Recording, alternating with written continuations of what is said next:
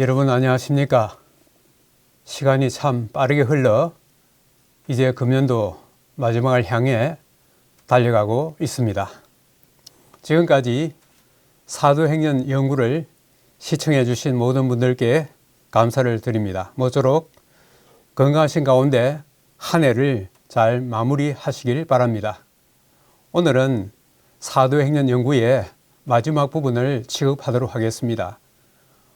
오늘 이 말씀을 마치고 난 다음에 무슨 주제를 가지고 말씀을 드릴지 많이 생각하고 차후에 이 성경 연구를 계속하게 되면은 다시 보내드리도록 하겠습니다.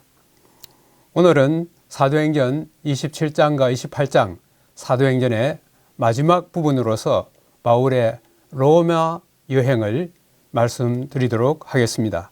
사실 여행이 아니라 로마로 가는 사도 바울의 마지막 선교 길이기도 하는 것입니다. 오늘 중심 성경절은 사도행전 27장 23절과 24절에 있는 말씀입니다. 내가 속한 바 곧 내가 섬기는 하나님의 사자가 어젯밤에 내 곁에 서서 말하되 바울아 두려워하지 말라. 네가 가이사 앞에 서야 하겠고 또 하나님께서 너와 함께 항해하는 자를 다 내게 주셨다. 오늘 이 말씀을 중심으로 세 가지를 나누어서 말씀드리겠습니다. 첫째는 바울이 로마로 가는 그 길에서 경험한 이야기, 두 번째는 로마에 당도한 바울의 이야기, 그리고 마지막으로는 이 신약의 거의 27권 가운데 14권을 기록한 바울 서신이 어떻게 분류되고 있는지를 잠깐 살피면서 오늘의 말씀을 마감할까 생각하는 것입니다. 이제 바울이 마지막으로 로마를 향하여 가고 있습니다. 가는 이 노중에서 이 항해 중에서 생긴 여러 가지의 사건들을 잠깐 한번 다뤄보도록 그렇게 하겠습니다.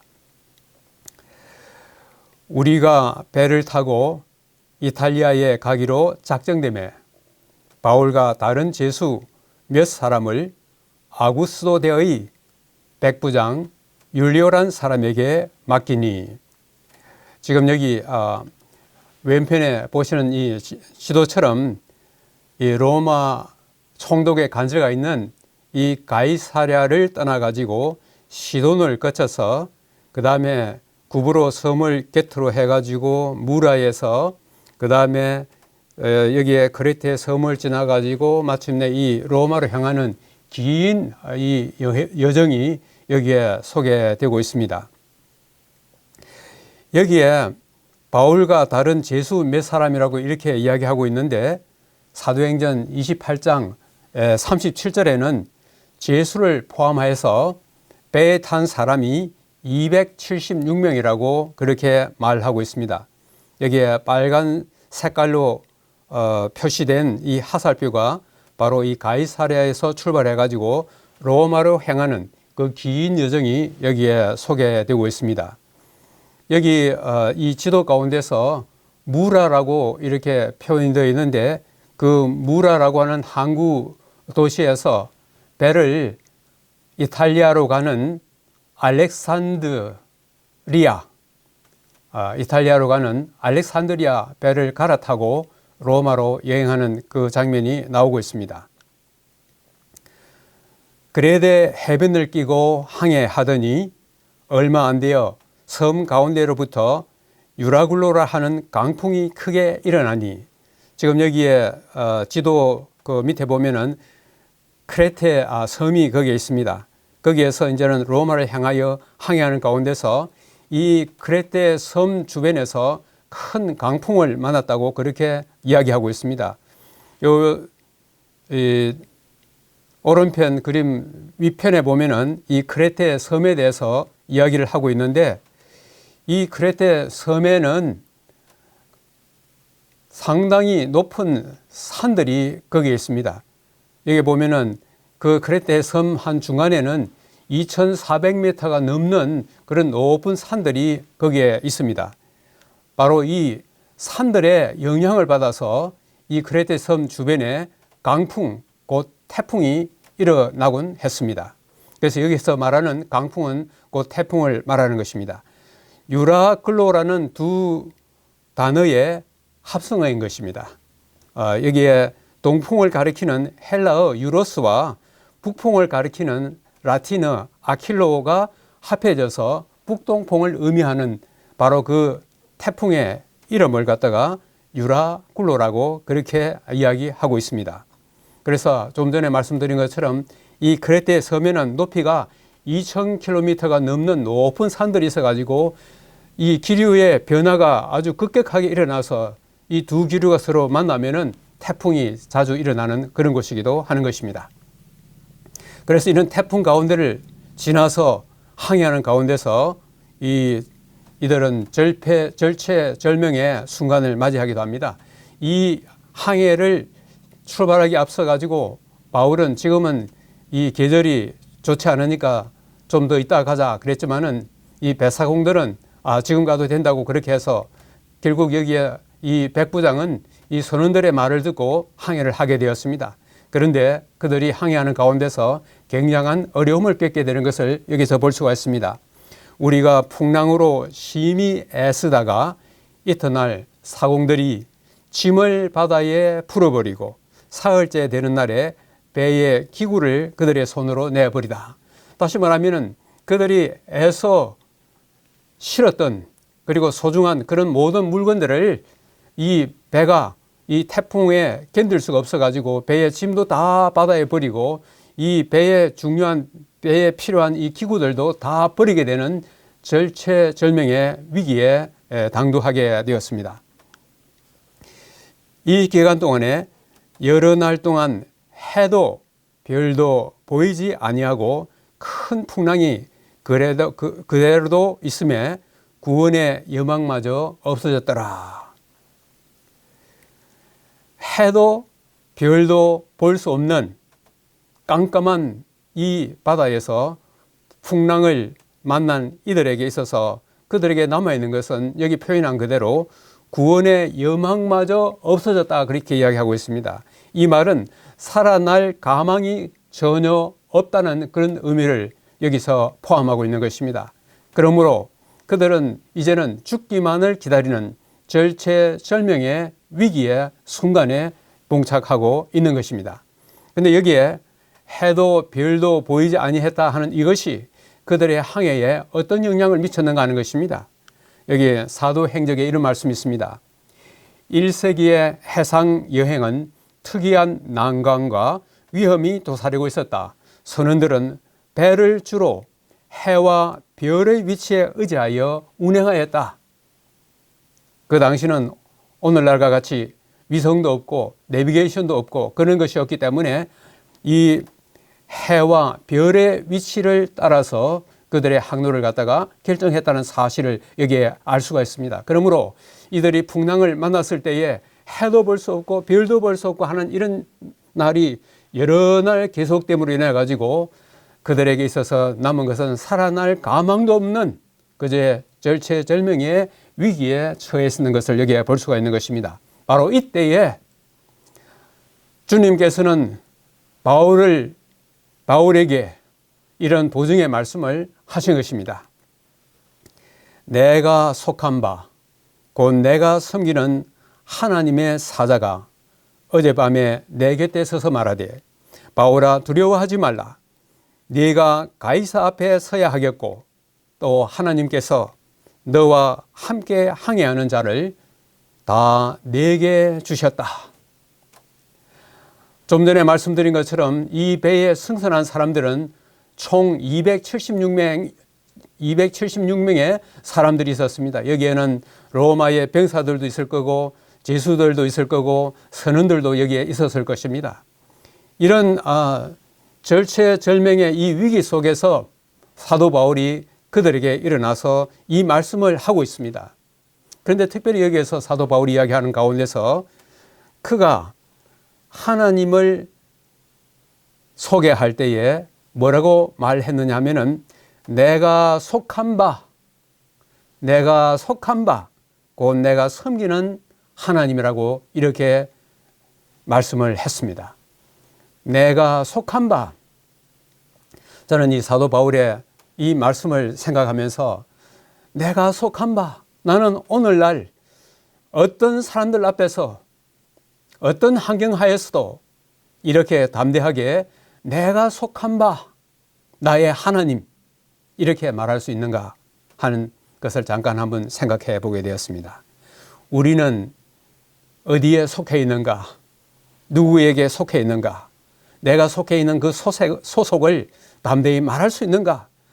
누가 설사 우리를 이단이라고 그렇게 불러도 그들 앞에서 담대하게, 당당하게 내가 속해 있는 내 소속을 분명히 밝히면서 내가 섬기는 하나님, 예수님이라고 이렇게 말할 수 있을 것인가 하는 이런 생각이 들었습니다. 하나님의 사자가 바울에게 나타나서 이렇게 당부를 했습니다. 바울아, 두려워 말라.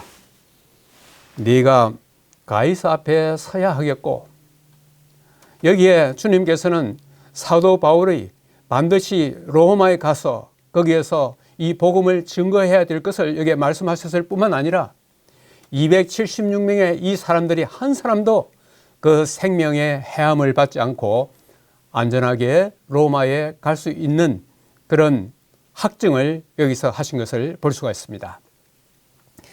자, 이들이 이 기간 동안에 어떤 고초를 겪었는지를 한번 생각해 보겠습니다. 날이 새어가매 바울이 여러 사람에게 음식 먹기를 권하여 이르되 너희가 기다리고 기다리며 먹지 못하고 줄인 지가 오늘까지 10나흘인즉 먹지도 마시지도 못하고 줄인 지가 2주가 되었다고 그렇게 이야기하고 있습니다. 그러므로 별도 볼 수 없고 해도 볼 수 없는 이 깜깜한 이 바다의 풍랑 가운데서 2주간 먹지도 못한 이들의 형편을 여기서 이야기하고 있습니다. 그렇게 그런 일을 하고 그 와중에서도 이 항해가 계속되어서 그들은 마침내 이 멜리데라고 하는 조그만 섬에 도착했습니다. 이 멜리데라고 하는 이 섬이 요즘에는 말타라고 그렇게 알려져 있습니다. 이 멜리데의 현재 지명이 말타인 것입니다. 우리가 구조된 후에 안적 그 섬은 멜리데라 하더라. 이 멜리데의 조그만 섬에서 그들이 이 배가 파산이 되고 겨우 헤엄을 치고 또 이 파손된 조각에 의지해서 섬에 도달한 이 멜리데에서 그들은 그 섬의 족장인 보블리오라고 하는 그 족장을 만나게 되고 이 보블리오의 부친의 병을 갖다가 낫게 해줌으로써 바울과 그의 일행들은 후한 대접을 받게 되었습니다. 그 섬에서 석 달을 보낸 다음에 이 알렉산드리아 배를 타고 다시 로마를 향하여 항해를 합니다. 이 멜리데 섬에서 있었던 한 가지 에피소드는 바울이 나무 한 묶음을 거두어 불에 넣으니 뜨거움으로 말미암아 독사가 나와 그 손을 물고 있는지라. 우리는 여기에 일어난 이 사건들에 대해서 너무나 잘 알고 있습니다. 사람들이 독사에 이렇게 물려 있었을 때 그 당시에 사람들의 생각은 그 사람이 나쁜 일을 해서 잘못해서 벌을 받는 것이라고 그렇게 생각한 것입니다.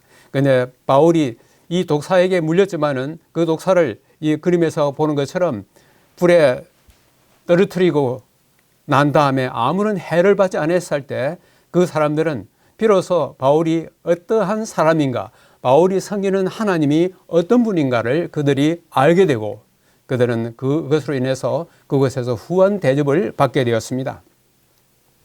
마침내 바울과 그 일행들은 로마에 당도하게 되는 것입니다. 우리가 로마에 들어가니 바울에게는 자기를 지키는 한 군인과 함께 따로 있게 허락하더라. 이 백부장 율리오는 이 사도 바울에 대해서 상당히 아주 후하게 따뜻하게 이렇게 그를 갖다가 취급해 주었습니다. 그런데 여기 오른편 사진을 여기 보시면은 바울에게는 자기를 지키는 한 군인과 함께라고 이렇게 이야기되어 있는데, 이 오른편 이 그림이 보는 것처럼 이 군인과 바울에게 서로 이렇게 사슬을 메어서 이 족쇄를 채워가지고 결코 도망칠 수 없게 그렇게 했습니다. 아마 바울이 이 화장실에 갈 때라도, 물을 먹을 때라도, 잠을 잘 때라도 항상 이 군인과 함께 동행할 수밖에 없게 되었습니다. 어쩌면 이 군인도 바울을 통해서 복음을 받아들였을지 모르겠습니다. 이 로마에 당도한 바울은 이제 로마에 도착하자마자 그가 즉시로 그가 무엇을 해야 할지를 알고 그 일을 시작을 했습니다. 로마에서 바울은 황제의 호위 대장의 호위로 셋집에서 살 수 있도록 허락을 받았다. 여전히 사슬에 묶여 있지만 자유롭게 친구들의 방문을 받고 주님의 일을 할 수 있었다. 이 율리오가 로마에 도착하고 난 다음에는 이 황제의 이 호위 대장에게 이 바울을 넘겼습니다. 그런데 참 이 바울에게는 이 감옥에 갇혀 있어야 될 그런 행편이지만은 셋집에서 살 수 있도록 허락을 받고 또 이 친구들의 방문도 받을 수 있게 이렇게 했습니다. 바울은 가는 곳마다 특히 이 로마에도 이곳에 이미 있던 이 그리스도인들, 그들로부터 방문을 받고 그들로부터 도움을 받고 환영받는 그런 장면들이 나오고 있습니다. 바울은 로마에 도착하자 사흘 후에 유대인들 중 높은 사람을 청하였습니다. 그리고 청한 다음에 그가 어떻게 로마에 오게 되었는지 그 배경을 설명하고 있습니다.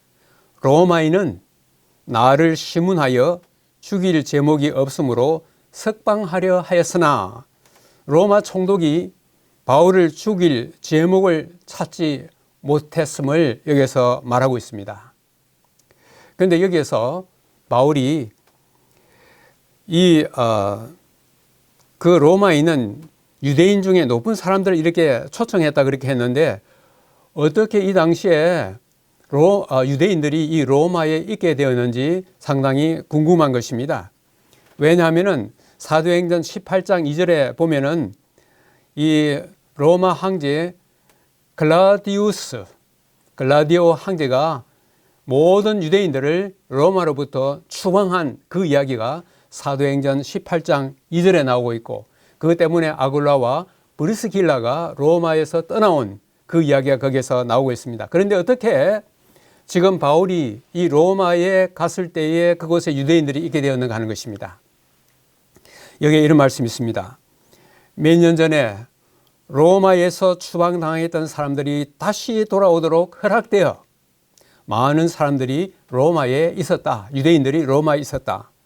바울은 그의 원수들이 그에 대하여 더 신랄하게 반대할 기회를 갖기 전에, 이 말은 뭐냐면은 이 예루살렘에 있는 유대인들이 나중에 로마에까지 와서 바울을 고소하는 그런 일들이 있습니다. 그런데 바울은 그런 일이 있기 전에 미리 로마에 있는 이 유대인들에게 복음을 전하기 위해서 이런 기회를 갖게 돼 가지고 전에 먼저 이 사람들에게 자신과 그의 일에 대해 말하기 위해 로마 도착 3일 후에 초청했다고 그렇게 이야기하고 있습니다. 이 어느 곳을 갔다가 방문했을 때에 이제 한 3일 지났는데 무엇을 해야 할 것인지 생각할 수 없는 그럴 겨를이 없는 가운데서도 바울은 제수로 갔지만은 3일 후에 그곳에 있는 사람들에게 복음을 전하기 위하여 그가 어떻게 했는지를 여기서 우리가 볼 수가 있는 것입니다. 여기 28장 17절에서부터 20절까지 보면 이런 말씀이 있습니다. 예루살렘의 유대인들이 반대하기로 내가 마지못하여 가이사에게 상소하며 내 민족을 고발하려는 것이 아니니라. 바울이 이 제수가 되어서 로마로 이렇게 왔을 때에 그가 가이사에게 상소해서 여기 오게 되었는데 그것은 자기의 민족을 배반하여 그렇게 한 것이 아니라 거기에 있는 유대인들이 자기의 생명을 헤아려 하기 때문에 여기에 왔다고 그렇게 설명을 하고 있습니다. 그래서 여기 있는 여러분들에게 이 복음을 갖다가 전하고 싶어서 여기 왔는데 그 전하고 싶은 내용이 뭐냐 하면은 이스라엘의 소망에 대해서 이야기하려 하고 있고 그것 때문에 내가 이렇게 쇠사슬에 매였다고 그렇게 말하고 있습니다. 그래서 그들이 날짜를 정하고 그가 유숙하는 집에 많이 오니 바울이 아침부터 저녁까지 강론하여 하나님의 나라를 증언하고 모세의 율법과 선지자의 말을 가지고 예수에 대하여 근하더라. 이스라엘의 소망이 무엇인지를 유대인들이 너무나 잘 알고 있는 이 구약 성경의 기초에서 모세의 율법과 그 다음에 여러 선지자들의 말씀을 통해서 예수님에 대하여 증거하기 시작한 것입니다. 바울은 이 일을 얼마 동안 했는가 하면은 바울을 책임진 사람들의 호의로 그는 넓고 편리한 집에서 자유롭게 그의 친구들을 만날 수 있었고 매일 진리들을 가르칠 수 있었다. 그는 이 일을 2해 동안에 계속하였다. 이것은 사도행전 28장 30절 이 사도행전의 거의 마지막 끝절에서 이 말씀을 하고 있습니다. 이 일을 2해 동안에 계속하였다. 참 바울은 위대한 사람인 것입니다. 자, 바울이 이렇게 로마에 이렇게 제수로 와 있는 동안에 이 로마에 와 있는 그리스도인들 뿐만 아니라 특별히 그에게 있어서 위로가 되고 힘이 되고 용기를 주었던 2 사람이 있습니다. 그건 누구냐면은 의사 누가는 예루살렘으로 가는 여행에 바울과 동행하였고 가이사랴에 2해 동안 투옥되어 있는 동안에도 함께하였고 로마의 험한 항해길에도 함께하였다.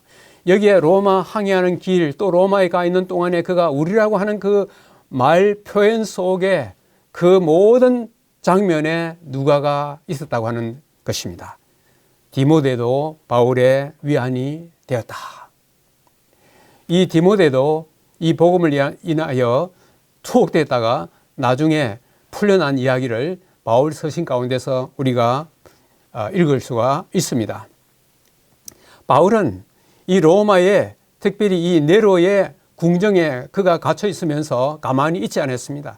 그곳에 있는 유대인들 뿐만 아니라 그 로마 네로의 궁 안에 있는 사람들에게도 복음을 그는 전했습니다.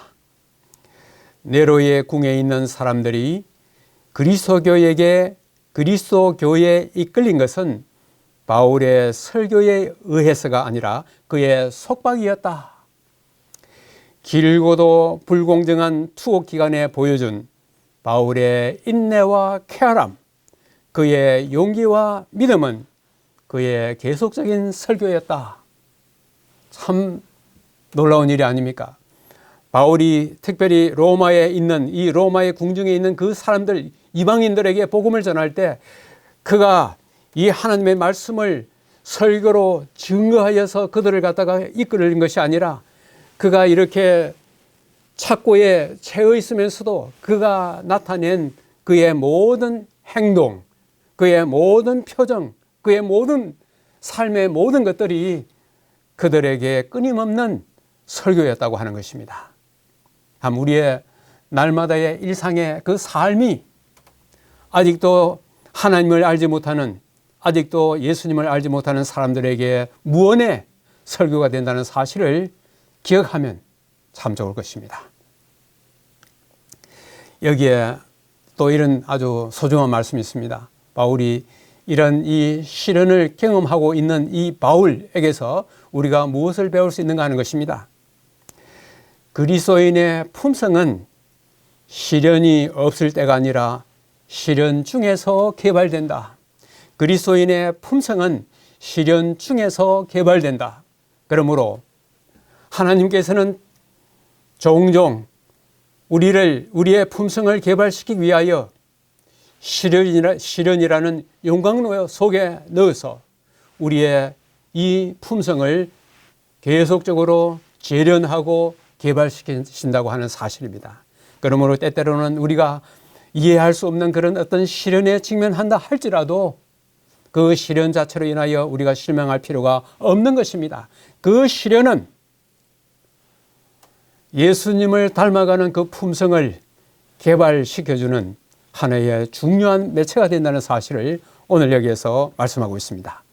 자, 지금까지 우리는 이 사도행전을 통하여 사도 바울이 선교 여행을 다니는 그 곳곳마다 유대인들의 끊임없는 집요한 그들의 방해를 우리가 살펴보았습니다. 바울이 로마에 와 있는 동안에도 특별히 예루살렘에 있는 유대인들의 이 집요함은 그치지 않았습니다. 바울이 로마에 도착한 후 여러 달이 지나갔다. 아직 예루살렘의 유대인들이 바울에 대한 그들의 고소를 직접 하기 위해 로마에 오지 않았다. 그들이 바울을 없애할 수 있는 유일한 희망은 계략으로 황제의 호의를 얻는 것이었다. 그들이 바울을 죽이기 위해서 온갖 수단 방법을 가리지 아니하고 다 해봤지만은 결국 실패하고 말았습니다.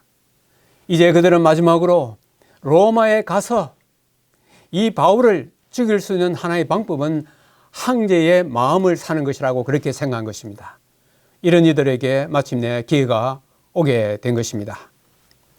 유대인들은 이제 이전 어느 때보다 더 바울을 적대하는 행동을 하였습니다.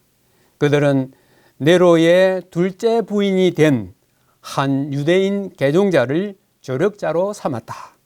네로에 대한 이 여자의 영향력을 이용하여 그들의 살인적 계략을 꾸몄다. 유대인들이 얼마나 여러 번 말씀드렸지만은 악랄합니까? 집요합니까? 우리는 이런 유대인들이 되지 않은 것에 대해서 참으로 감사합니다. 여기에 사도행전의 마지막 구절은 이렇게 이야기하고 있습니다. 바울이 온 이태 2년, 바울이 온 이태를 자기 셋집에 머물면서 자기에게 오는 사람을 다 영접하고 하나님의 나라를 전파하며 주 예수 그리스도에 관한 모든 것을 담대하게 거침없이 가르치더라.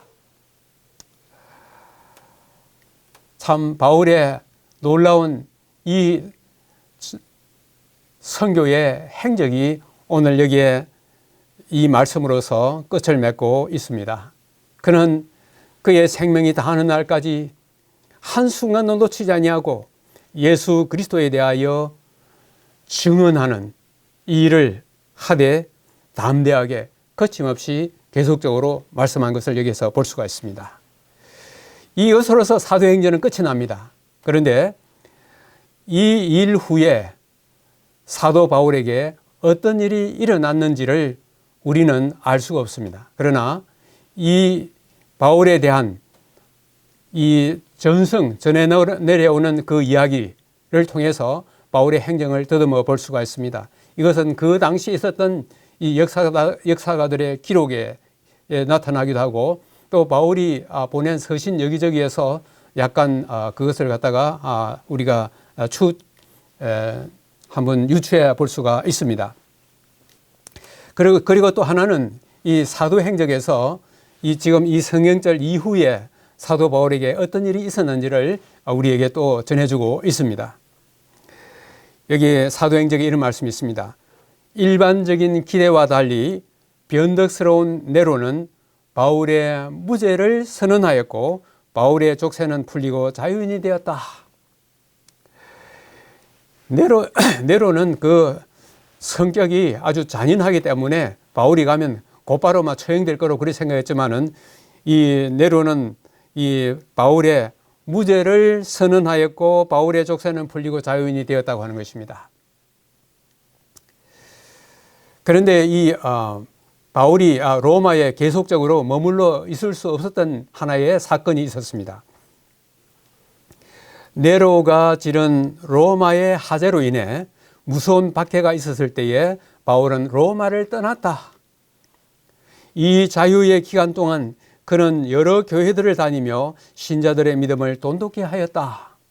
일반적으로 바울이 1차 투옥되었을 때에 거기서 네로에 의해서 무죄 선고를 받고 해방된 후에, 추록한 후에 7년간 이 여러 곳으로 다니면서 이 복음을 전했다고 그렇게 이야기되고 있습니다.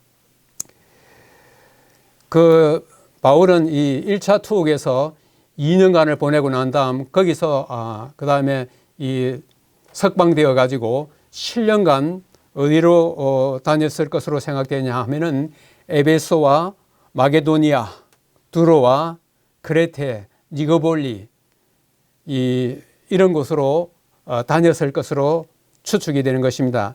이 이야기는 디모데전서, 디모데후서, 디도서 이런 곳에서 그 하나의 지명들이 거기에서 나타나고 있습니다.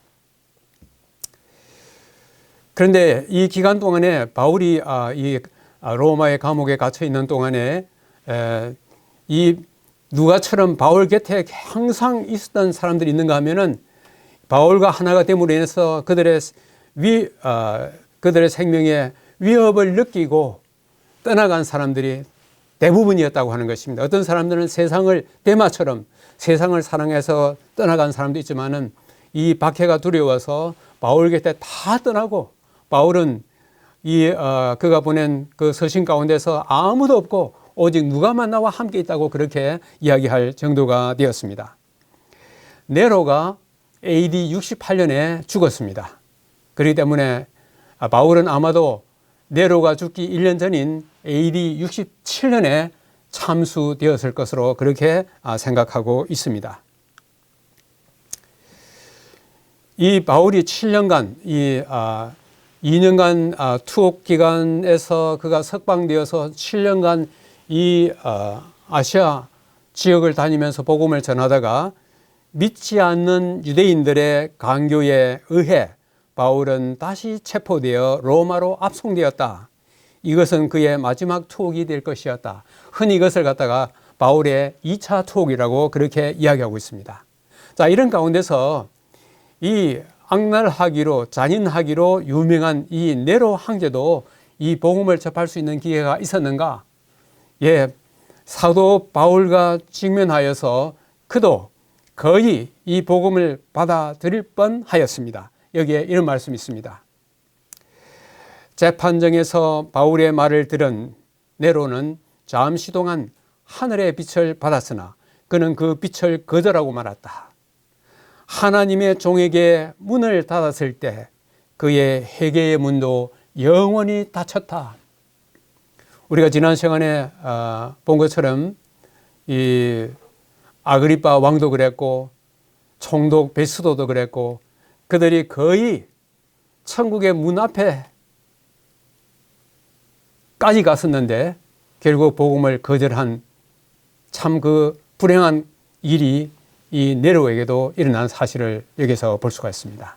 우리는 오늘 이렇게 사도행전의 이 이야기를 마무리 지으면서 오늘날 우리도 사도행전을 기록하고 있을까 하는 것입니다. 흔히 말하기를 우리는 사도행전 제29장을 쓰고 있다 그렇게 이야기하고 있습니다.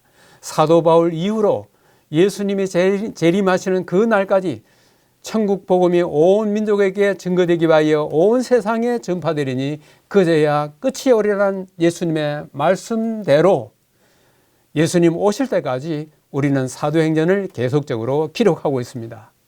그것을 흔히 사도행전 29장이라고 그렇게 말하기도 합니다. 오늘 이 말씀을 마치면서 사도 바울이 이 1차로부터 로마 이르기까지의 긴 이 선거 여행을 통하여서 그가 여기저기 다니면서 그가 가는 곳마다 세웠던 이 교회들에게 문제가 생겼을 때 그 문제를 갖다가 교정하고 또 그들에게 용기를 주고 격려하는 이런 일들을 하기 위해서 그런 가는 곳마다 여러 곳에 있는 곳에 편지를 보냈습니다.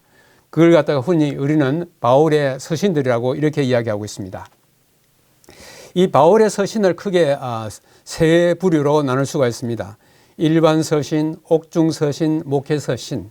우리가 신약을 나눌 때에 이 서신들을 갖다가 분류할 때 바울이 쓴 것을 바울 서신이라 그러고 바울 외에 사람들 사도들이 쓴 것을 갖다가 일반 서신이라고 그렇게 구분하는데, 오늘 이 바울 서신만 가지고 이렇게 한번 구분하면은 이 일반 서신이라고 말할 수 있는 것은 로마서, 고린도 전후서, 갈라디아서, 데살로니가 전후서, 히브리서 이 7권을 말할 수 있고, 그 다음에 바울이 감옥에 있으면서 로마의 감옥에 있으면서 쓴 하나의 서신을 갖다가 에베소, 빌립보, 골로새, 빌레몬이라고 말할 수가 있는 것입니다. 그 다음에 물론 디모데 후서 이런 것도 이 감옥에서 쓴 것이긴 하지만은 개인에게 보낸 이 목회 서신이라고 하는데, 그것은 디모데 전후서, 디도서 이런 것을 우리가 볼 수가 있습니다. 지금 여기에 이 지도를 보시는 것 같으면은 지금 여기에서 각기 다른 색깔로 여기에 하살표가 가는 곳이 있습니다.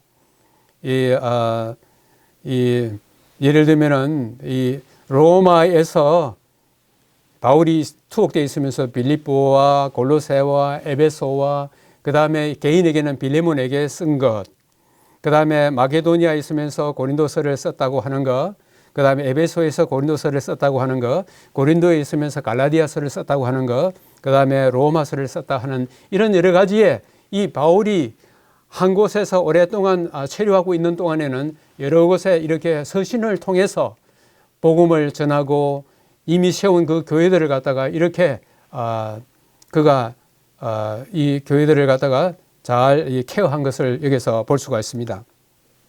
또 우리는 바울 서신을 여기서 이렇게 보는 것처럼 그 기록 장소, 그 다음에 기록 시기가 언제인지 이런 것들을 갖다가 볼 수가 있습니다.